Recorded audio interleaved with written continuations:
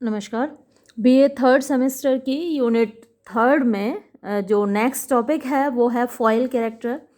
तो foil character वो होता है जो कि कंपैरिजन में या कंट्रास्ट में किसी कैरेक्टर के, यानी जो हीरो है उससे अगर फॉइल कैरेक्टर को कंपेयर किया जाए, कंट्रास्ट किया जाए, तो हीरो की कुछ ऐसी क्वालिटीज़ निकल कर सामने आती हैं जो उस फॉइल कैरेक्टर के बिना निकल के सामने नहीं आएंगी। जैसे मैंने मैकबेथ अपलोड किया था, आपने अगर पढ़ा है मैकबेथ को तो आप मेरी बात को बेहतर तरीके से समझ पाएंगे कि जो विचेस हैं, 3 विचेस हैं, 3 चुड़ैलें मिलती हैं, तो वो मैकबेथ और बैंको दोनों साथ में होते हैं, लेकिन 3 विचेस जो कुछ बोलती हैं उसका मैकबेथ पर जो असर होता है वो बैंको पर नहीं होता। तो दोनों का रिएक्शन अलग है। जो भी सरकमस्टांसेस उनके सामने हैं, जो भी परिस्थितियां उनके सामने हैं, उसमें मैकबेथ का रिएक्शन अलग है और बैंको का रिएक्शन अलग है। तो मैकबेथ की ये जो क्वालिटीज़ हैं वो जब हम बैंकों से कंपेयर करते हैं तो ज़्यादा अच्छे से निकल कर सामने आती हैं। तो इस तरीके से जो बैंको है वो मैकबेथ के लिए फॉइल कैरेक्टर बना है ना, वो उसका फॉइल है। तो ये लिटरेचर में आपको बहुत बार मिलता है और ख़ासकर जो फॉइल कैरेक्टर है वो हीरो की क्वालिटीज़ को, चाहे वो क्वालिटीज़ नेगेटिव हों या पॉजिटिव हों, उनको और बेहतर तरीके से सामने लाता है ऑडियंस के। ये काम है फॉइल कैरेक्टर का। चलिए और डिटेल में जान लेते हैं हम। Meaning of foil, a literary foil is a character. तो एक लिटरेरी फॉइल एक ऐसा कैरेक्टर है, एक ऐसा पात्र है हुज पर्पस इज, जिसका उद्देश्य होता है टू एक्सेंचुएट। एक्सेंचुएट का मतलब होता है एम्फेसाइज करना, जोर देना, और ड्रॉ अटेंशन या फिर ध्यान खींचना to the qualities of another character, किसी दूसरे पात्र के क्वालिटीज़ की ओर, उनकी विशेषताओं की ओर। मोस्ट ऑफन, ज़्यादातर, द प्रोटैगोनिस्ट, जो मुख्य पात्र होता है ना। तो ज़्यादातर जो फॉइल कैरेक्टर्स होते हैं वो प्रोटैगोनिस्ट के होते हैं, हालांकि दूसरे कैरेक्टर्स के भी होते हैं लेकिन मेनली प्रोटैगोनिस्ट के होते हैं, चाहे वो हीरो हो या हीरोइन हो। जैसे आप फिल्मों में देखते हैं कि हीरोइन के साथ में जो सहेली होती है वो अक्सर उतनी खूबसूरत नहीं बनाई जाती है ना, थोड़ी सी टेढ़ी मेढ़ी दिखाई जाएगी। तो वो क्या है कि हीरोइन फिर और ज़्यादा खूबसूरत दिखती है उसकी तुलना में। कई बार आपने फिल्मों में ऐसा देखा होगा, जो साइड हीरोइन होती है वो उतनी सुंदर नहीं होती। ऐसे ही जो साइड हीरो होता है उसमें वो क्वालिटीज़ नहीं होती जो हीरो में होती हैं। तो ये जो कैरेक्टर्स होते हैं जो कि और ज़्यादा निखार कर सामने लाते हैं हीरो को या हीरोइन को, तो वो फॉइल कैरेक्टर्स होते हैं। Foil is a literary device. Foil एक साहित्यिक तकनीक है, डिज़ाइन जिसको तैयार किया गया है टू इलस्ट्रेट, यानी दिखाने के लिए और रिवील या उजागर करने के लिए। इलस्ट्रेट माने वैसे एग्जाम्पल देना भी होता है, उदाहरण देना भी होता है। और रिवील या उजागर करने के लिए। इंफॉर्मेशन माने खबर, सूचना। ट्रेड्स माने क्वालिटीज़ यानी विशेषताएं। वैल्यूज़ माने मूल्य। और मोटिवेशंस या फिर जो मोटिवेशन होता है, काम करने की वजह होती हैं, ऑफ वन कैरेक्टर, एक पात्र की, through the comparison and contrast of another character, यानी दूसरे पात्र से उसकी कंपैरिजन करके या कंट्रास्ट करके, यानी तुलना करके, या फिर कंट्रास्ट माने हिंदी में होता है विरोधाभास दिखाकर उसका। A literary foil character serves the purpose. तो जो लिटरेरी फॉइल कैरेक्टर है, साहित्यिक फॉइल कैरेक्टर है, वो सर्व्स द पर्पस मतलब काम आता है ऑफ ड्रॉइंग अटेंशन, ध्यान खींचने के, टू द क्वालिटीज यानी खासियतों की ओर, विशेषताओं की ओर, ऑफ एनदर कैरेक्टर एक दूसरे पात्र के, फ्रीक्वेंटली अक्सर द प्रोटैगनिस्ट जो कि मुख्य पात्र होता है। दिस इज इफेक्टिव, ये प्रभावी होता है, एज अ मीन्स एक साधन के रूप में, of developing a deeper understanding यानी एक गहरी समझ डेवलप करने के लिए, विकसित करने के लिए, ऑफ अ कैरेक्टर एक पात्र के बारे में, बाय एम्फेसाइजिंग जोर देकर, देयर स्ट्रेंथ्स उनकी ताकतों पर, एंड वीकनेसेस और उनकी कमजोरियों पर।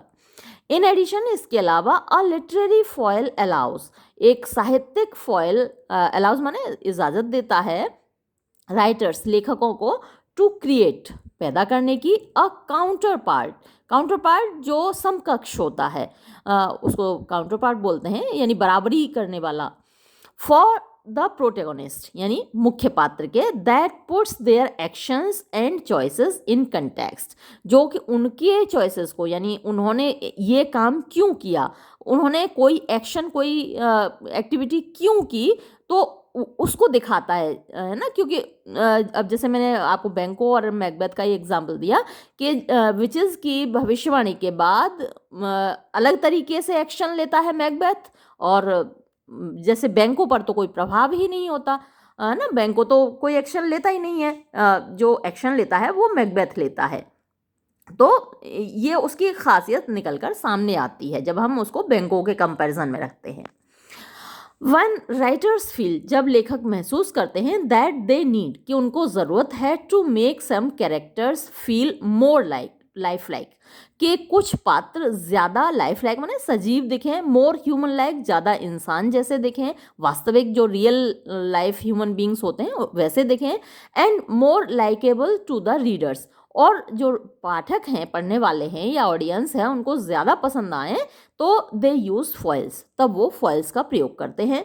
Foils either accentuate the qualities, foils क्या करते हैं, आइदर या तो एक्सेंचुएट माने एम्फेसाइज करते हैं, जोर देते हैं, द क्वालिटीज़ खासियतों पर, विशेषताओं पर, और बी लिटिल देम, या फिर उनको कमतर दिखाते हैं। बी लिटिल माने जो एक्सेंचुएट का अपोजिट हुआ, एक्सेंचुएट माने बढ़ा चढ़ाकर दिखाना, जोर देना, और बी लिटिल माने उनको कम करके दिखाना। Than when compared with other characters traits, जब उनकी तुलना की जाती है दूसरे पात्र की खासियतों से। देयरफॉर, इसलिए foil becomes handy when it comes to enhancing the understanding of the readers about some characters, यानी जो फॉइल है वो थोड़ा सा आसान हो जाता है, थोड़ा सा यूज़फुल हो जाता है जब इट कम्स टू एनहांस माने बढ़ाना, जब वो बढ़ाता है द अंडरस्टैंडिंग माने समझदारी ऑफ द रीडर्स, पाठकों की, अबाउट सम कैरेक्टर्स, कुछ पात्रों के बारे में। दैट इज़ वाई, यही वजह है राइटर्स यूज फॉइल्स, कि लेखक लोग फॉइल का प्रयोग करते हैं to make their characters stand tall, कि जिससे उनके कैरेक्टर्स बड़े दिखें, और बी लिटिल देम, या फिर कभी कभी उनको छोटा दिखाने के लिए भी प्रयोग किया जाता है। अब कुछ एग्जाम्पल्स देख लीजिए फॉइल के। जूलियस सीजर में, जूलियस सीजर शेक्सपियर का बहुत फेमस ड्रामा है, अक्सर सिलेबस में होता है, हो सकता है आपने पढ़ा हो। तो the devious and cunning Cassius, वहाँ पर जो मेन वो है एंटेगोनिस्ट है, जो विलेन है वो कैशियस है, वही पूरी योजना बनाता है जूलियस सीजर के मर्डर की, और लोगों को अपने साथ जोड़ता है। ब्रूटस जो कि दोस्त हुआ करता था जूलियस सीजर का, उसको भी अपने साथ कैशियस जोड़ लेता है, और ब्रूटस बहुत ज़्यादा रेस्पेक्टेबल इंसान था रोम का, उसको कैशियस अपनी प्लानिंग से अपनी ओर जोड़ लेता है।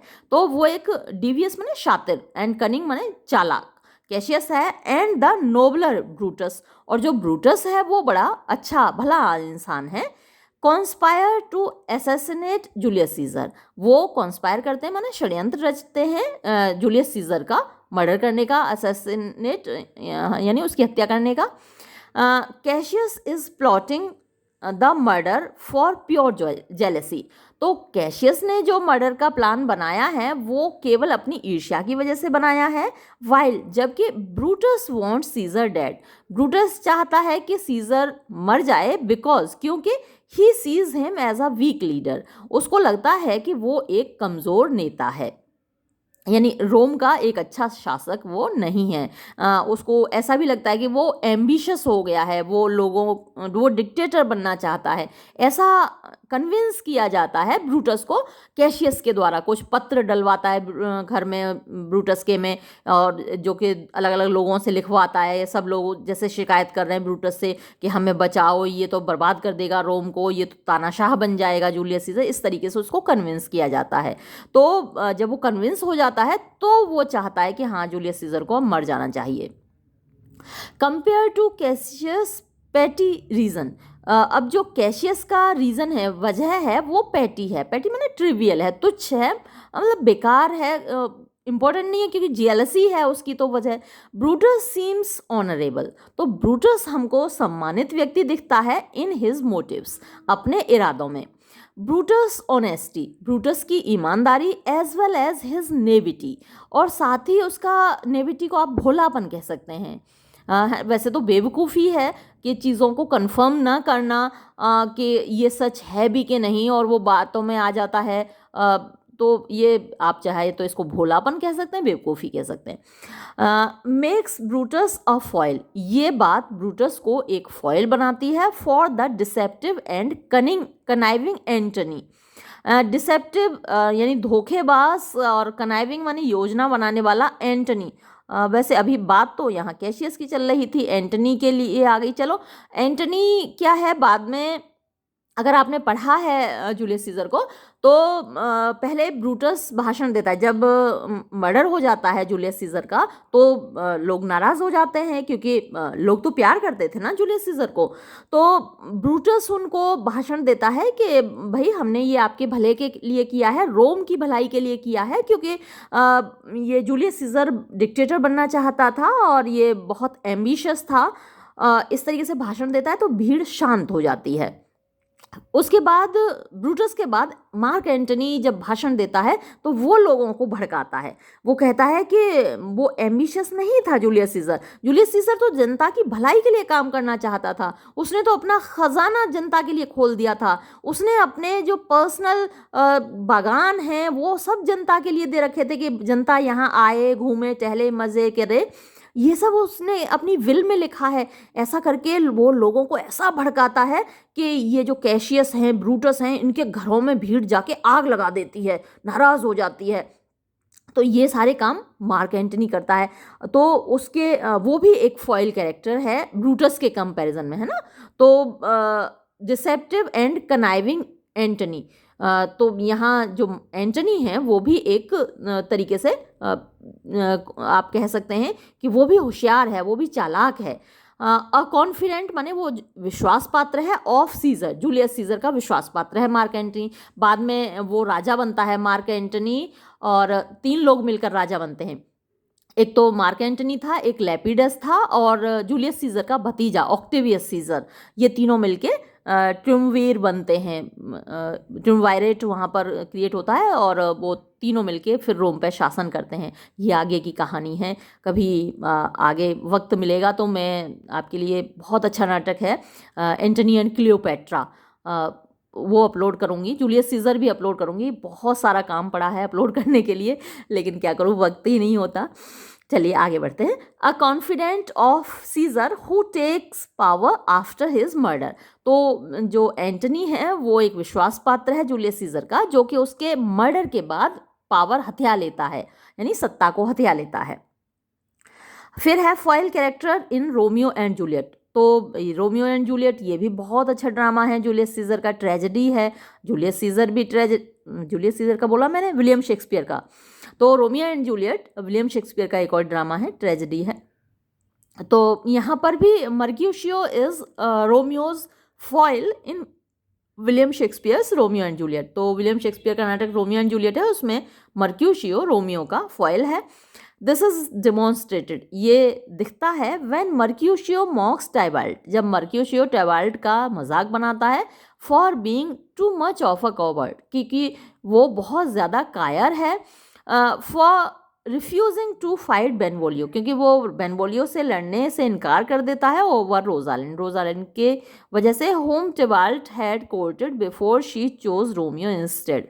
यानी इससे पहले के हुम टिबाल्ट हैड कोर्टेड, जिसको टिबाल्ट ने मतलब शादी के लिए मनाया था और शादी करना चाहता था, उससे प्रेम निवेदन किया था, इससे पहले कि उसने रोमियो को चूज किया। फिर है फॉइल कैरेक्टर इन मैकबेथ। वो तो मैंने अभी अभी आपको बता ही दिया है, वही यहाँ पर बताया गया भी है। In Macbeth Banquo serves as a foil to Macbeth, यानी वहाँ एज अ फॉइल काम करता है बेंको, मैंने अभी आपको बताया था। Banquo throughout the play seen as perfect and honest. पूरे नाटक में बेंको एक बड़ा परफेक्ट और बड़ा ईमानदार बंदा है कंपेयर टू मैकबेथ। मैकबेथ की तुलना में हु इज सीन, जिसको देखा जाता है एज फ्लॉड, माने कमियों से भरा हुआ, एंड पावर हंग्री, और जो सत्ता का भूखा है। Both Benko and Macbeth heard the witches prophecies, यानी बैंको और मैकबेथ दोनों ने ही विचेस की प्रोफेसी सुनी थी, उनकी भविष्यवाणी सुनी थी। हाउएवर लेकिन ओनली मैकबेथ ट्राइज, केवल मैकबेथ कोशिश करता है टू डू समथिंग, कुछ करने का अबाउट इट, इन भविष्यवाणियों के बारे में, एंड लूजेस हिज वे, और अपना रास्ता भटक जाता है while trying to do so, ऐसा करते वक्त। Which showed the theme of appearance versus reality throughout the play, यानी जिससे थीम दिखी कि अपीयरेंस जो कुछ दिखाई देता है और वर्सेस यानी उसके खिलाफ रियलिटी है, वास्तविकता है, थ्रू आउट द प्ले, पूरे नाटक में। तो पूरे नाटक में हमको दिखता है कि जो दिखता है वो अलग होता है और वास्तविकता जो होती है वो अलग होती है। मैकबेथ इज ब्लाइंडेड, मैकबेथ तो अंधा हो जाता है, बाय एम्बिशन एंड मतलब अपनी महत्वाकांक्षा में, and murders his way to the throne. Murder, थोड़ा सा इस सेंटेंस को सुधार सकते हैं आप, that he murders many people to make his way to the throne, ऐसे कर लीजिएगा। पहले डंकन का मर्डर, फिर मैकडफ का मर्डर, बैंको का मर्डर, है ना, इतने सारे मर्डर्स करवाता है। नहीं, मैकडफ का मर्डर कहाँ हुआ था, मैकडफ के बीवी बच्चे का मर्डर हुआ था, बैंको का मर्डर हुआ था, तो बहुत सारे लोगों को वो मरवाता है। इनके मर्डर तो वहाँ पर बताई गए हैं, दिखाई गए हैं। बैंको का तो भूत भी आता है जब फीस्ट वाला जो सीन था। देन कंटिन्यूज, फिर वो जारी रखता है हिज मास्कर, माने अपना नरसंहार, टू मेंटेन हिज पोजीशन, अपने पोजीशन को बनाए रखने के लिए। बैंको विशेस, बैंको चाहता है फॉर हिज हेयर्स, कि उसके जो उत्तराधिकारी हैं यानी उसके बच्चे, उसके बच्चों के बच्चे, टू गवर्न स्कॉटलैंड, वो स्कॉटलैंड पर शासन करें। बट लेकिन अनलाइक मैकबेथ, मैकबेथ के विरुद्ध, यानी मैकबेथ की जस्ट अपोजिट, मैकबेथ तो मर्डर कर देता डंकन का, लेकिन जो बैंको है ही डज नॉट गो, वो नहीं चलता ऑन अ मर्डरस रैम्पेज, यानी हत्या के रास्ते पर, टू अचीव हिज गोल, अपना लक्ष्य हासिल करने के लिए। इन द प्रोसेस, इस प्रक्रिया में, he paints Macbeth in a bad light, तो वो मैकबेथ को एक बुरे तरीके से दिखाता है, यानी वो खुद को अच्छा दिखाता है, हमको बैंको अच्छा दिखता है और मैकबेथ हमको बुरा दिखता है, क्योंकि बैंको ने ऐसा कुछ नहीं किया। अब है importance of foil. A foil character is a literary technique, एक फॉयल कैरेक्टर एक साहित्यिक तकनीक है, दैट सर्व्स, जो काम आती है, एज अ काउंटर बैलेंस, एक संतुलन बनाने में, टू द प्रोटेगोनिस्ट, प्रोटेगोनिस्ट के प्रति। They are most commonly found, वो सामान्य तौर पर पाए जाते हैं, सबसे ज़्यादा सामान्य तौर पर पाए जाते हैं, इन शेक्सपियरियन प्लेज, शेक्सपियर के नाटकों में। हालांकि सभी जगह पाए जाते हैं, ऐसा नहीं है केवल शेक्सपियर के में, लेकिन शेक्सपियर में बहुत ज़्यादा कॉमन है। एंड आर जनरली यूज्ड, और प्रायः प्रयोग किए जाते हैं, टू प्रोवाइड, उपलब्ध कराने में, अ डिटेल्ड इलस्ट्रेशन, एक विस्तृत उदाहरण, of what not to do, कि क्या नहीं करना चाहिए। द फंडामेंटल फंक्शन, जो मूलभूत काम है, ऑफ अ फॉयल कैरेक्टर, एक फॉयल कैरेक्टर का, is to bring the character being foiled into limelight, कि जिस कैरेक्टर को फॉइल किया जा रहा है उसको लाइमलाइट में लाना होता है, मतलब कि उसको और ज़्यादा चमका कर दिखाना होता है, सामने लाना होता है। अ फॉयल कैरेक्टर कैन शेप, यानी एक फॉयल कैरेक्टर आकार दे सकता है, the narrative of the opposing character, जो दूसरा विरोधाभासी कैरेक्टर है उसके नैरेटिव को, यानी उसके वर्णन को, उसके चरित्र चित्रण को, सिंपली साधारणतया by making his presence felt, अपनी उपस्थिति दर्ज करा के इन द स्टोरी, कहानी में, एंड मेकिंग डिफरेंट मूव्स, और अलग अलग क्रियाकलाप करके, इन अ गिवन सिनेरियो, जो दृश्य दिया गया है उसमें। How the foil character behaves, यानी फॉयल कैरेक्टर कैसे व्यवहार करता है, in contrast to their counterpart, अपने समकक्ष के विरोध में, मतलब विरोधाभासी तरीके से, वेदर दे डू समथिंग और नॉट, कि वो क्या चीज़, कोई चीज़ करते हैं या नहीं करते हैं, इज़ अ वैल्यूएबल एलिमेंट, एक मूल्यवान तत्व होता है, इन कैरेक्टर डेवलपमेंट, यानी चरित्र के विकास में, एंड स्टोरी टेलिंग, और कहानी सुनाने में। The significance of a foil, यानी महत्व एक फॉयल कैरेक्टर का, इन अ लिटरेरी पीस, एक साहित्यिक रचना में, डिपेंड्स, निर्भर करता है ऑन इट्स यूज, इसके प्रयोग पर, एज वेल एज साथ ही द प्रोटैगनिस्ट और अदर कैरेक्टर, यानी जो मुख्य पात्र है या दूसरे पात्र पर, who foil it is, whose foil it is, यानी जिसका कि ये फॉइल होता है। इट इज बिकॉज, ये इसलिए होता है, although foil stage with the protagonist, कि जो फॉयल है वो प्रोटैगनिस्ट के साथ ही रहता है, जैसे कि मैकबेथ के साथ ही बैंको रहता है। इट बिकम्स अ कैटलिस्ट, ये एक कैटलिस्ट बन जाता है। कैटलिस्ट कोई चीज़ जो यानी प्रोसेस को एक्साइट करती है, प्रोसेस में भाग नहीं लेती लेकिन किसी प्रोसेस को एक्साइट करती है, तो वो कैटलिस्ट होती है। फॉर रिवीलिंग, यानी दिखाने के लिए, उजागर करने के लिए, इंफॉर्मेशन मीन्स सूचना, अबाउट हिम, उसके बारे में, और प्रूविंग अ मोटिवेटिंग फोर्स, या फिर वो एक यानी मोटिवेटिंग माने प्रेरणा देने वाली ताकत साबित होता है। इफ प्रोटैगनिस्ट एक्ट्स अलोन, अगर प्रोटैगनिस्ट अकेला काम करता है, he may not have the same reaction, तो उसको हो सकता है कि वही रिएक्शन ना मिले फ्रॉम द रीडर्स, पाठकों से, दैट दे गेट, जो कि वो देते हैं, when they have a foil with them, जब उनके साथ एक फॉइल होता है। द मेजर इम्पोर्टेंस, जो मुख्य महत्व है, ऑफ अ फॉइल, एक फॉइल का, लाइज, वो निहित होता है, इन द अट्रैक्शन, उस आकर्षण में, दैट इट एक्स्यूट्स, जो कि वो निकालता है, with reference to other characters, दूसरे कैरेक्टर्स के माध्यम से, एज इट शोज, जैसा कि ये दिखाता है, दैट द सेंट्रल कैरेक्टर्स, कि जो मुख्य पात्र हैं यानी जो हीरो या हीरोइन हैं, आर मोर ह्यूमन लाइक, वो ज़्यादा इंसान हैं, देन फॉयल आर, जितना कि फॉयल हैं। यानी जैसे कि कोई भी काम हो रहा है तो उसके प्रति रिएक्शन होना चाहिए जो कि हीरो या हीरोइन करता है ना। जो फॉयल कैरेक्टर है वो उस तरीके से रिएक्ट नहीं करते। तो इससे साबित होता है कि जो मेन कैरेक्टर है, हीरो या हीरोइन है, वो ज़्यादा ह्यूमन लाइक है, वो ज़्यादा इंसान है, क्योंकि इंसान की फितरत है किसी भी चीज़ के प्रति रिएक्ट करना। अब है difference between foil and antagonist characters, यानी कभी कभी क्या लोग मान लेते हैं कि जो फॉयल कैरेक्टर है वो खलनायक है ना, खलनायिका होती है या खलनायक है, उसको फॉयल कैरेक्टर कहते हैं क्योंकि वो विरोध दिखाता है, विरोधाभासी होता है, लेकिन ऐसा नहीं है। फॉयल कैरेक्टर अलग है और एंटागोनिस्ट यानी कि खलनायक या खलनायिका अलग होता है। मैंने जैसे अभी आपको हीरोइन का एग्जांपल दिया था ना, साइड हीरोइन है तो वो खलनायिका नहीं होती है। जैसे हीरोइन की सहेली है तो वो जानबूझकर थोड़ी कम खूबसूरत बनाई जाती है फिल्मों में, आपने देखा होगा, ताकि हीरोइन ज़्यादा खूबसूरत लगे, तो वो फॉयल कैरेक्टर होता है, यानी जिससे कि हीरोइन की खूबसूरती और निखर कर सामने आए। हीरोइन अकेली दिखेगी तो इतनी खूबसूरत नहीं दिखेगी, लेकिन उसके साथ में अगर उसकी कोई टेढ़ी मेढ़ी सी सहेली और होगी तो हीरोइन हमारी ज़्यादा खूबसूरत दिखेगी। फिर है डिफरेंस बिटवीन फॉयल एंड, अच्छा ये चलिए देखते हैं। राइटर्स ऑफन डेवलप, लेखक अक्सर विकसित करते हैं कैरेक्टर्स, पात्रों को, इन लिटरेरी वर्क्स यानी साहित्यिक रचनाओं में, टू क्रिएट, पैदा करने के लिए, कॉन्फ्लिक्ट यानी संघर्ष, और डिस्प्ले डिफरेंसेस या फिर अंतर दिखाने के लिए, बिटवीन देम, उनके बीच में।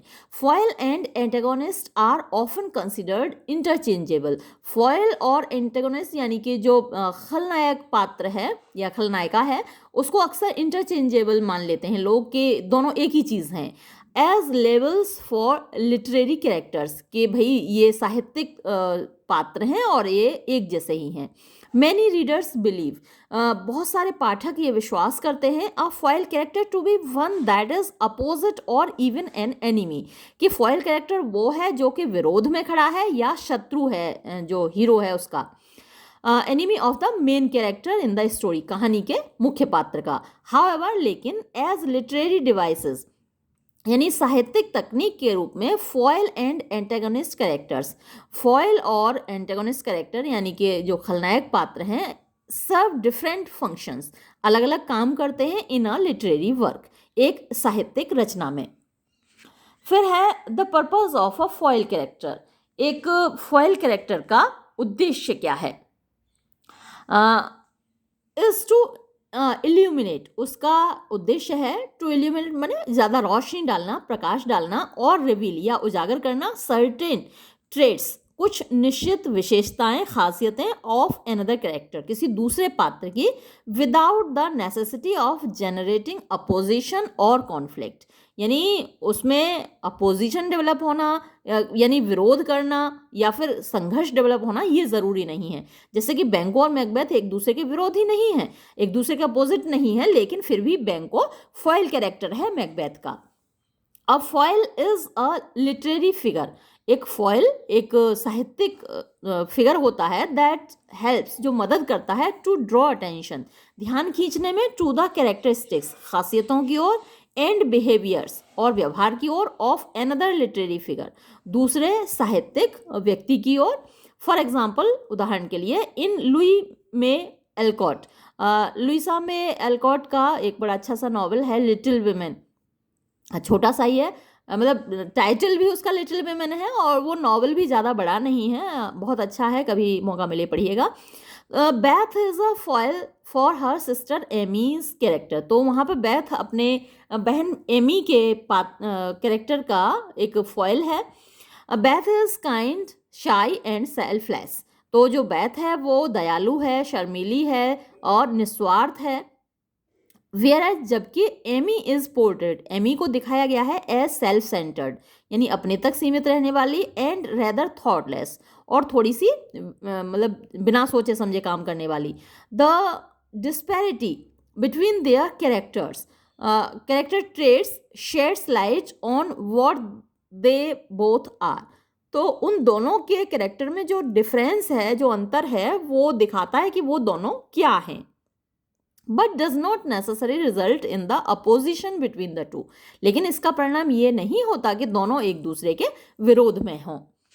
फिर है the purpose of an antagonist character, एक एंटागोनिस्ट कैरेक्टर का उद्देश्य वो है is to be in direct opposition to the protagonist of the story, तो फॉयल कैरेक्टर का उद्देश्य अभी आपने पढ़ा, और एंटागोनिस्ट कैरेक्टर का उद्देश्य होता है कि वो प्रोटैगोनिस्ट के, यानी कि हीरो या हीरोइन के ठीक अपोजिशन में होता है, यानी हीरोइन के अपोजिशन में अक्सर खलनायिका होती है, वैम्प होती है, और हीरो के अपोजिशन में विलेन होता है।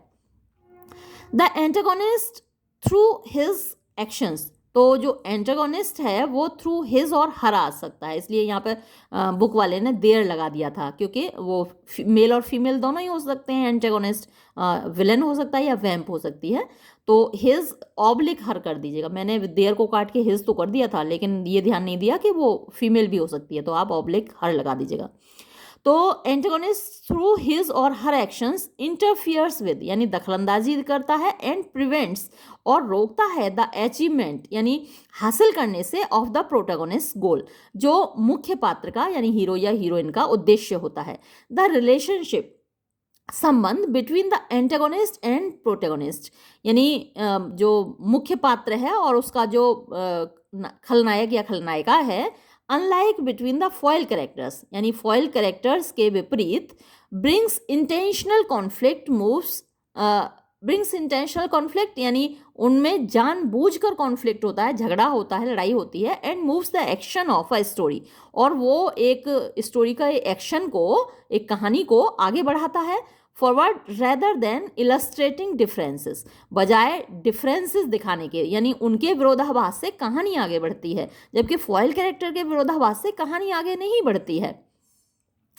इन कैरेक्टर ट्रेट्स और पर्सनैलिटीज़, तो जो फॉयल कैरेक्टर है वो केवल इलस्ट्रेट करता है, एम्फेसाइज करता है कैरेक्टर ट्रेट्स को, यानी पात्र की विशेषताओं को, और पर्सनैलिटीज़ को, या फिर उसके व्यक्तित्व को। फॉर एग्जाम्पल, उदाहरण के लिए, Captain Hook is an antagonist character, Captain Hook एक एंटागोनिस्ट कैरेक्टर है, खलनायक हैं, for Peter Pan, Peter Pan के लिए, in that their rivalry makes them adversaries, क्योंकि उनकी जो राइवलरीज हैं, उनकी जो प्रतिद्वंदिता है, वो उनको शत्रु बनाती है।